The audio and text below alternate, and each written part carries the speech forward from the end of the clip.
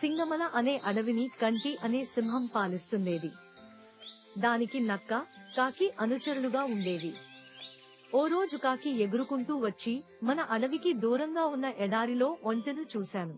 దాన్ని వేటాడగలిగితే మనకు వారంపాటు ఆహారానికి సమస్య రాదు అని చెప్పి సింహాన్ని, నక్కని బయల్దేరదీసింది. కాని ఎడారిలోకి అడుగు పెట్టగానే అక్కడి వేడికి సింహం, నక్కల కాళ్లు కాలి నడవలేకపోయాయి. దాంతో కాకి ఒంటె దగ్గరకెళ్లి, మిత్రమా, నువ్వు మా రాజు సింహాన్ని, మంత్రి నక్కని అడవిలో దించగలవా అని అడిగింది. ఒప్పుకున్న ఒంటె సింహాన్ని, నక్కని మోసుకుంటూ వాళ్ల స్థావరానికి తెచ్చింది. దాని మంచితనం సింహానికి బాగా నచ్చి, మిత్రమా, నువ్వు కూడా మాతో పాటు ఇక్కడే ఉండు అంది ఒంటెతో. సింహం ఉన్నపడంగా తీసుకున్న ఈ నిర్ణయం నక్కకి, కాకికి బొత్తిగా నచ్చలేదు. అవి ఓ ఉపాయం పన్నాయి. మహారాజా, కాళ్లు కాలడం వల్ల మీరు ఇప్పట్లో వేటాడలేరు. మీరు ఆకలితో ఉండటం మేం చూడలేం. కాబట్టి మమ్మల్ని తినండి అన్నాయి.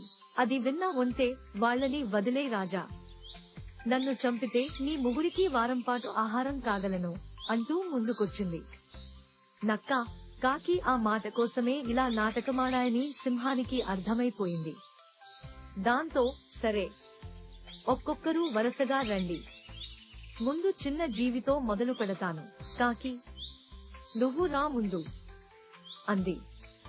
ఆ మాటకి కాకి తురుమంటే, నక్కేమో పరుగు లంఘించుకుంది. ఒంటె, సింహాలు మాత్రం అప్పటినుంచి మంచి స్నేహితులుగా ఉండిపోయాయి. ఈ కథ మనకి నేర్పేది ఏమిటంటే, ఇతరుల ప్రయోజనాలు చూసుకోవడంలో ఒక సమాజంలో సమన్వయం మరియు స్నేహం ఎంత ముఖ్యమైన